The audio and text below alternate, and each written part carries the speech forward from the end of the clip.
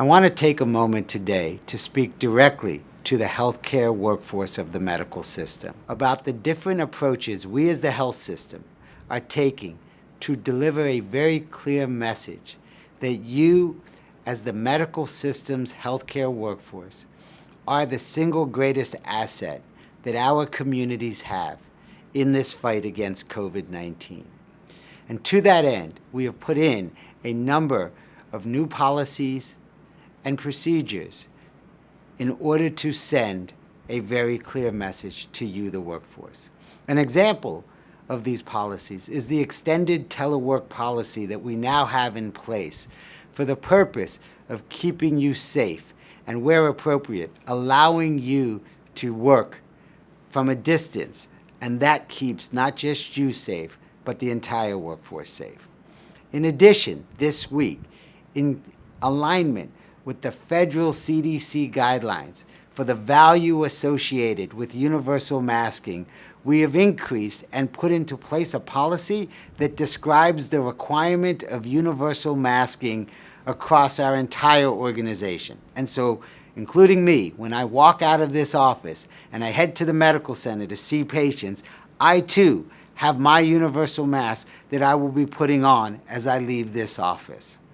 In addition to universal masking, we have put into place guidelines for the conservation of PPE. These guidelines are critically important because while we are in a good position today with the current volume of care we are providing in regards to PPE, we know that as this surge continues to come, we will be stressed as a health system. And how we conserve PPE today can help determine how much resource we have as the surge continues. We've also put in place a number of special leave policies that are designed to help address your personal and your family's wellness. An example of this are the new policies around paid time off. We know that if you were to become ill and or you needed to be quarantined, we now have included 30 days of administrative leave that are put and available for all of our workforce. We've also allowed our workforce who may need to stay home to take care of loved ones to now actually go into a negative PTO balance during this healthcare crisis.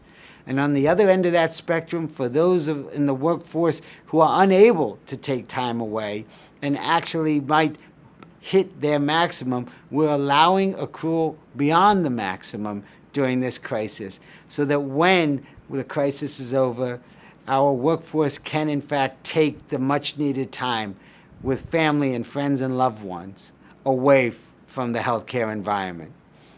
We've also expanded our coverage in our health plans. For any of you who are members of the medical system's health plan, I want you to clearly hear that neither you nor your loved ones covered by this health plan will have any out-of-pocket costs associated with care with having been diagnosed with COVID-19. We've also recognized the unique burden that the healthcare workforce faces associated with childcare.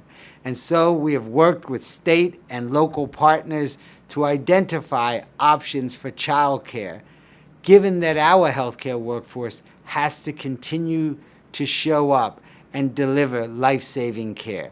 We are indeed the essential workforce that the governor speaks about. We've also now put into place a pay policy that will recognize the reality that, like many other parts of the country, our healthcare workforce is being asked to do more. And there are some of our workforce who won't be able to work during this entire crisis. And when that happens, those who are able to work will be asked to do more, and we have put into place a premium pay process that recognizes the unique commitments of our workforce during the current crisis.